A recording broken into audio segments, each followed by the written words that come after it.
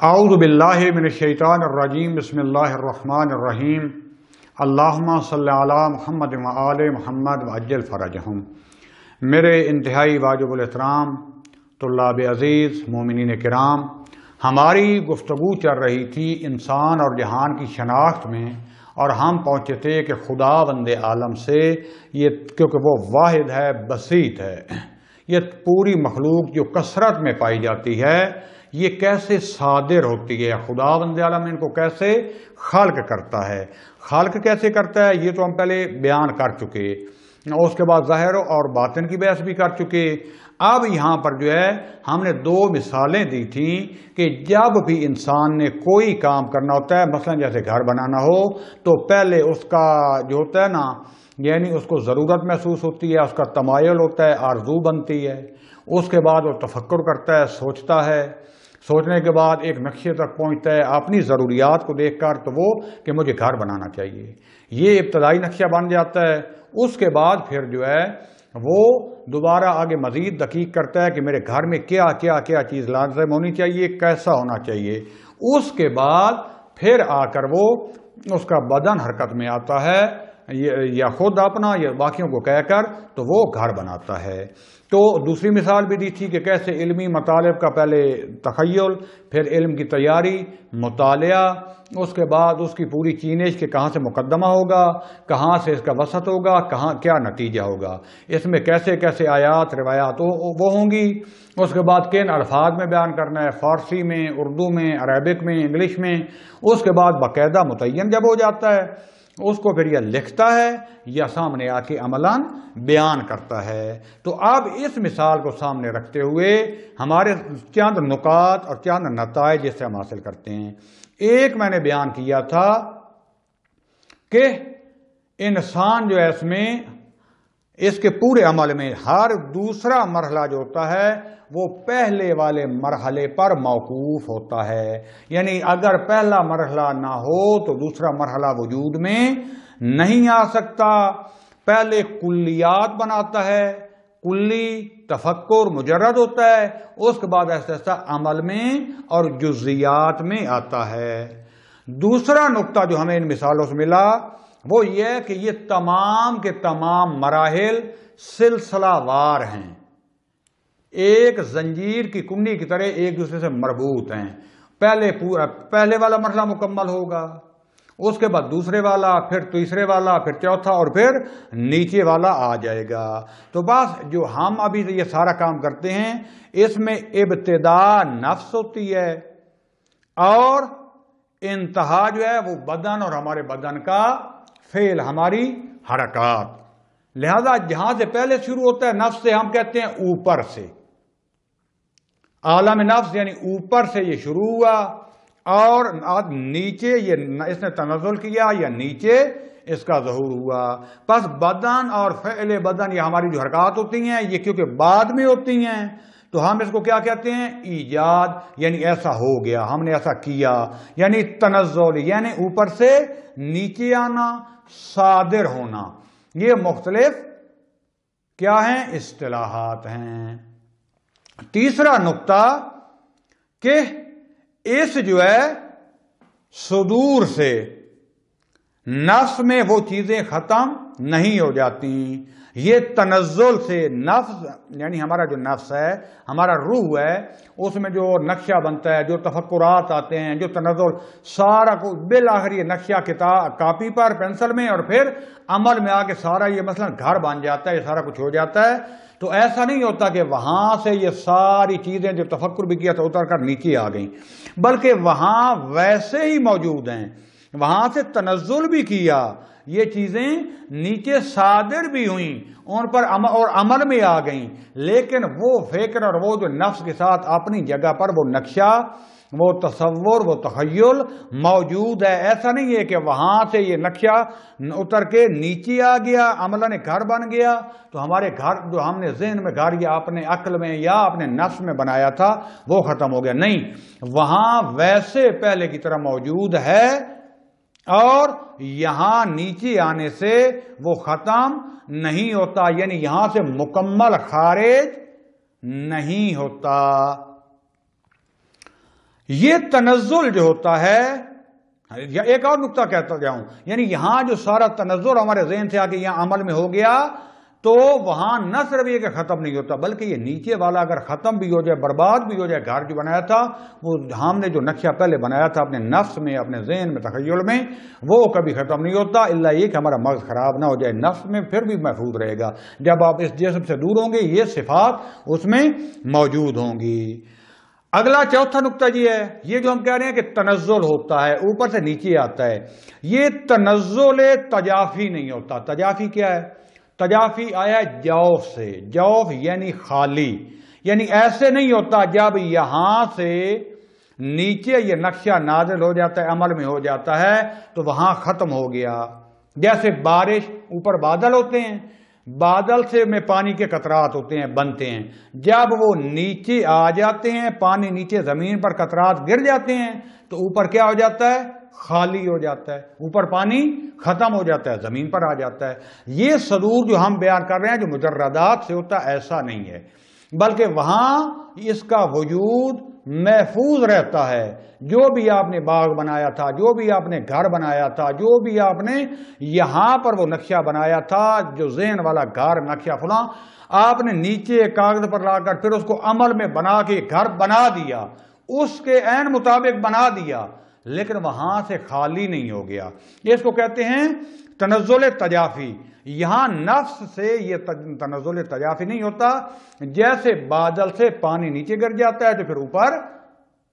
یا جیسے اوپر چھت ہے، یہ لائٹ لگی ہوئی ہے، اللہ نے کرے یہ لائٹ نیچے گر جائے، نیچے آ گئی تو اوپر پھر نہیں ہوگی۔ یہ نفس سے مجردات کا یہ جو صدور ہوتا ہے، یہ ایسا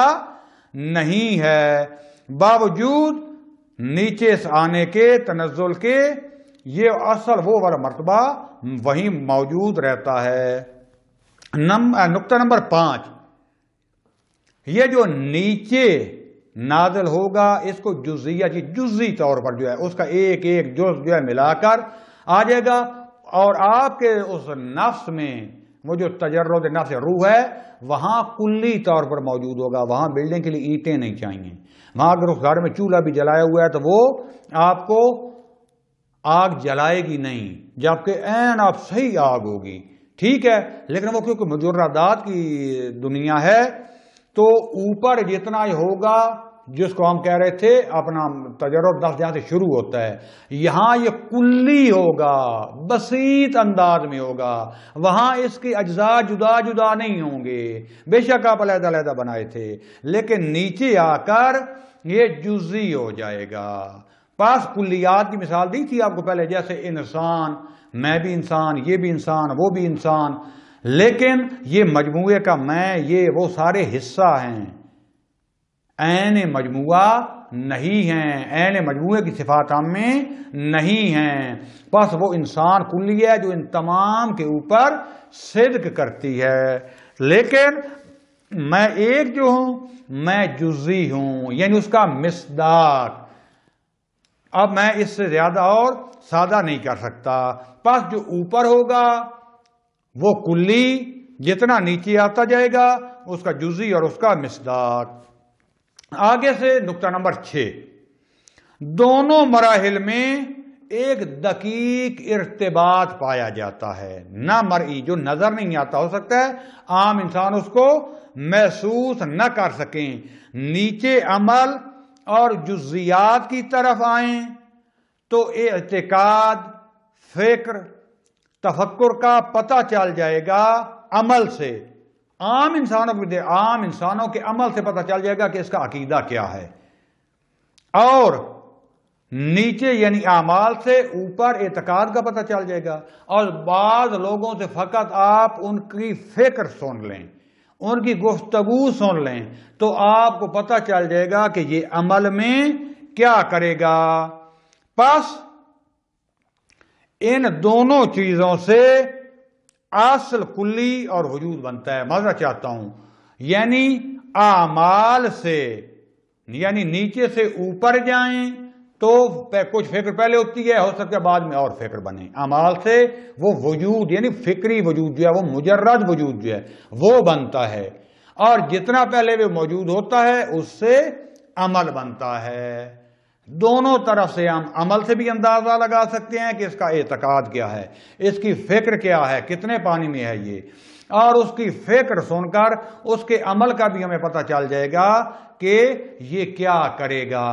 پس جو اس کے اعمال ہوں گے اس کے مطابق اس کا وہ وجود ہوگا مجرد، اور اس کے وجود کی صفات یعنی اس کی فکر اور عقیدے سے پتہ چل جائے گا کہ یہ اعمال میں کتنا ہوگا۔ پس ان مراحل اور وجود میں ایک وحدت کلی ہے، یعنی یہ سٹیپ بائی سٹیپ ایک دوسرے کے ساتھ جڑے ہوئے ہیں، ان میں کوئی جدائی نہیں ہے۔ اس کا جو ہے باطن یہ ہے، اس کا باطن یہ ہے، جیسے آپ اوپر چلے جائیں باطن میں اضافہ ہوتا جائے گا، اور اوپر سے نیچے جتنے آتے جائیں وہ پہلے والا باطن ہوگا تو یہ ظاہر ہوگا، پھر یہ ظاہر ہو جائے گا، پھر یہ ظاہر ہو جائے گا۔ دوستان عزیز، ان میں بار بار کرنا چاہ رہا ہوں، مجردات سے شروع ہو کر تصورات سے شروع ہو کر یہ جسمانیات میں آ جاتا ہے، اور ان کے سب مراتب میں ایک وحدت کلی مربوط رہتی ہے۔ اوپر کی طرف سے دیکھیں تو اس کے نیچے عرش ہوگی، ایک وحدت نظر آئے گی، نیچے سے سٹیپ دیکھیں تو کثرت ہوتے ہوئے اس وحدت جو جس کے نیچے ہیں وہ سب سے جدا اور ان پر احاطہ کیے ہوئے نظر آ جائے گی۔ اس کے بعد ساتواں جو پوائنٹ ہے وہ یہ ہے کہ جو عمل بھی ظاہر ہو وہ روح سے باطن سے ہوا۔ جتنا بھی عمل ظاہر ہو رہا ہے کہاں سے ہو رہا ہے؟ آپ کے پہلے اعتقادات، آپ کے تفکر، وہ جو آپ نے مجردات کا نقشہ بنایا ہوا تھا وہی سارا ظاہر ہوا ہے، روح سے صادر ہوا ہے، یعنی باطن کا ظہور ہوا ہے۔ یہ میں نے باطن والی مثال اس لیے کی تھی کہ آپ کو کہ ہمارا جو اوپر والا وجود ہے جس کو یعنی جہاں سے شروع ہوا ہے وہ ہمارا باطن ہے، اس سے پھر تنزل کیا، ہم یہاں پر آ گئے۔ اب یہاں وہ بنا ہوا ہے جو ہمارا کردار، بعض کا تو اس کے تفکرات جب ہمارا روح پاک نہیں رہتا تو ہم اس میں صفات میں چینجنگ آنی شروع ہو جاتی ہیں، ضعف اور کمزوریاں، نقص، شیطانی جو ہے تفکرات، عمل ہمارا خراب ہوتا جاتا ہے۔ جتنا عمل خراب ہوتا جاتا ہے وہ ہمارا روحانی وجود جو جس کے ساتھ ہم نے جا کے دوبارہ موت کے بعد متصل ہونا ہے، اور بعد ابھی بھی متصل ہو جاتے ہیں ریاضت کر کے، وہ اتنا ہی ضعیف یا اتنا ہی قوی ہوگا۔ پس یہ نتیجہ نکلا کہ یہاں جو کچھ صادر ہوا ہے، جو کچھ ظاہر یہ ہمارا وجود ہوا ہے وہ ہمارے باطنی وجود کا تسلسل ہے۔ یہی دقیق مثال ہے وحدت یعنی خدا سے مخلوقات یعنی کثرت کے صادر ہونے کی۔ اگرچہ میں بار بار عرض کر رہا ہوں کہ یہ مثال ہے، خداوند عالم منزہ ہے، بلند و بالا ہے، لیکن کیونکہ ہم مادیات میں زندگی کر رہے ہیں، ہمارے پاس جو قریبی ترین چیز مجرد ہے وہ ہمارا یہ روح و نفس اور ہماری نفسانی اور روحانی صفات ہیں، اور یہ خداوند عالم کا جلوہ ہیں۔ ہمارے بدن جسم کی نسبت یہ جو ہے یہ مجردات کے زیادہ نزدیک ہے، اور یہ کمزور ترین مجردات کا درجہ جو ہمارا روح ہو رہی ہے، اسی کے ذریعے ہم سیر کر کے خدا کے قرب میں، لہذا اس لیے کہ ہم میں سے کوئی محمد والے محمد جیسا تو نہیں بن سکتا، لیکن ان کو بھیجا ہی اسی مادی دنیا میں اس نورانی مخلوق کو، اس روحانی مخلوق کو، اس بشری جنبے کی باڈی دے کر جو ہماری طرح تھی، البتہ ہمارے سے پھر بھی افضل، یعنی ظاہر میں ان کا جسم تھا، ان کو یہ مصیبتیں آتی تھیں، ان پر تلوار اثر کرتی تھی، ان کا خون بہتا تھا، ان کو زخم ہوتا تھا، ان کو بھوک لگتی تھی، ان کو تھکاوٹ ہوتی تھی، کیونکہ یہ جسم جو یہاں دنیا میں جسم ہے یہ مادی تھا، اگرچہ طاہر و پاک تھا۔ انہوں نے ہمیں کر کے دکھایا، ہم یہ سفر کر کے ان کے نزدیک، ان کے رستے پر جا سکتے ہیں۔ بس عالم کے تمام مراتب جو ہیں اسی طرح خدا کی ذات سے صادر ہوئے ہیں، جیسے ہمارے روح مجرد سے ہمارے وہ تخیلات، ہمارا وہ ایک نقشہ، ہمارا وہ ایک جو ہم پورا آئیڈیا بناتے ہیں، صفت بناتے ہیں، پھر اس کو ایسا بناتے، اس کو عمل میں جسمانیات میں لے آتے ہیں، اسی طریقے سے خداوند عالم سے خدا خزائن الہی میں یہ تمام کے تمام وجود، یہ مراتب، یہ ہمارے وجود وہاں موجود ہیں، وہاں سے تنزل کرتے ہیں۔ تنزل کون سا؟ تنزل تتجافی، ایسا نہیں ہے کہ وہاں سے نیچے آ گئے تو وہاں ختم ہو گئے، وہاں ویسے ہی موجود ہیں، جبکہ اس سے تنزل کر کے اس جسمانی دنیا اور اس میں آ جاتے ہیں، اور پھر خدا نے جو جو طریقے، جو وسائل و اسباب بنائے ہیں، جیسے آپ کو بجلی کی مثال دی تھی کہ بجلی گھر میں بجلی بنتی ہے، وہاں سے پھر جو ہے ایک واپڈ ہاؤس ہے جہاں بڑے بڑے ٹرانسفارمر ہوتے ہیں، وہاں اکٹھی ہوتی ہے، وہاں سے ہیوی کے وی کی جو ہے لائنز میں مختلف شہروں میں جاتی ہے، گاؤں میں جاتی ہے، وہاں پھر چھوٹے ٹرانسفارمر ہوتے ہیں، وہاں سے پھر نکل کر میٹر میں اور گھروں میں آتی ہے۔ اگر ڈائریکٹ وہاں سے آتی تو یہ بلب، یہ لائٹیں 1000 واٹ کی بھی تباہ ہو جاتی دھماکے میں، کیونکہ کرنٹ اتنا زیادہ تھا۔ لہذا اس کو ایسا ایسا جتنا وجود ایسا ایسا تنزل کرتا جاتا ہے وسائل و اسباب کے ذریعے۔ اس لیے انبیاء اور نبوت کے فلسفے میں اور امامت بیان کروں گا کہ ان کا وجود اتنا قوی ہے کہ خدا سے لے بھی سکتا ہے اور پھر خدا سے لے کر اس ٹرانسفارمر کی طرف ہمیں دے سکتا ہے جس سے ہم رابطہ کر سکتے ہیں، کیونکہ ان کا ایک مادی جنبہ ہے، ایک روحانی جنبہ ہے۔ یہاں سے پھر ہمارے روحانی اعمال جب جاتے ہیں ان کی مہر لگتی ہے، اس کے ذریعے خدا تک جاتے ہیں۔ پس یہ تمام کی تمام چیزیں خزائن الہی میں موجود ہیں۔ وہاں سے تنزل تجافی جو ہے، مگر تجافی نہیں، تنزل تجلی کر کے، یعنی وہاں پر بھی موجود ہیں اور تجلی کے ذریعے، نہ تجافی کے ذریعے، یہاں اس عالم مادہ میں آتی ہیں سلسلہ مراتب کے ذریعے، اور تمام کے تمام یہ چیزیں خدا کے احاطہ اور اس اشراف میں موجود ہیں۔ ایک ذرہ بھی، ایک لمحہ بھی اس کے وجود سے خالی نہیں ہے، بلکہ جیسے ہمارے نفس کے ساتھ اس کا ہمارا وہ جو تصور پھول کا، یہ باغ کا ہوتا ہے، اور یہ پھول اور باغ کا وہ تصور جس کو ہم بناتے ہیں، جس کا وجود ہوتا ہے، عدم نہیں ہوتا، نہ عین ہمارا نفس ہے، نہ اس کا حصہ اور جز ہے، نہ ہی اس سے بالکل جدا ہے، بلکہ اس سے مرتبط ہے، ہمارے نفس کا احاطہ ہے اس پر۔ اسی طریقے سے ہم خدا بھی نہیں ہیں، خدا سے جدا بھی نہیں ہیں، خدا کا حصہ بھی نہیں ہیں، بلکہ خدا کے ساتھ ایسے دقیق مربوط ہیں کہ ایک لمحے کے لیے بھی اگر خدا کا فیض ختم ہو جائے ہم نابود عدم ہو جائیں، ہمارا وجود ہی ختم ہو جائیں۔ لہذا خدا کا احاطہ، خدا کی قدرت، خدا کا علم، خدا کا یہ ارادہ وغیرہ، یہ سب مستقل ہیں اور ہم پر احاطہ کیے ہوئے ہیں۔ عالم مادہ میں صرف بے نفس، یہ نفس اور روح ہے جس کے ذریعے ہم مجردات کو درک کر سکتے ہیں۔ پس دوستان، آخری اس کا نتیجہ یہ نکلا کہ ہم فقر محض ہیں۔ ابھی میں کیونکہ ٹائم ختم ہونے والا ہے، آپ قرآن کی آیات بعد میں موقع ملا تو پیش ہوں گی۔ خدا بند فرماتا ہے کہ میں غنی ہوں اور تم کیا ہو؟ انتم الفقراء واللہ غنی، تم کیا ہو؟ فقیر ہو، اللہ کیا ہے؟ غنی ہے۔ تو لہذا حقیقت، اصلی حق ذات وہ ہے جو مستقل ہے، جس کو کسی چیز کی ضرورت نہیں ہے۔ جیسے ہم نفس میں اپنے تخیل کو، میں باغ کو، پھول کو، اس مجرہ اپنے روحانی صفات میں خلق کر لیتے ہیں بغیر کسی چیز سے، اسی طرح اللہ کی ذات میں قدرت ہے کہ اس نے ہماری تمام مخلوقات کو اس طریقے سے خلق کیا کہ جو نہ اس کا حصہ ہیں، نہ اس میں عینیت رکھتی ہیں، نہ ہی اس کی ذات کا حصہ ہے، نہ ہی اس سے جدا ہیں، نہ ہی یہ خدا ہیں۔ تو دوستان عزیز،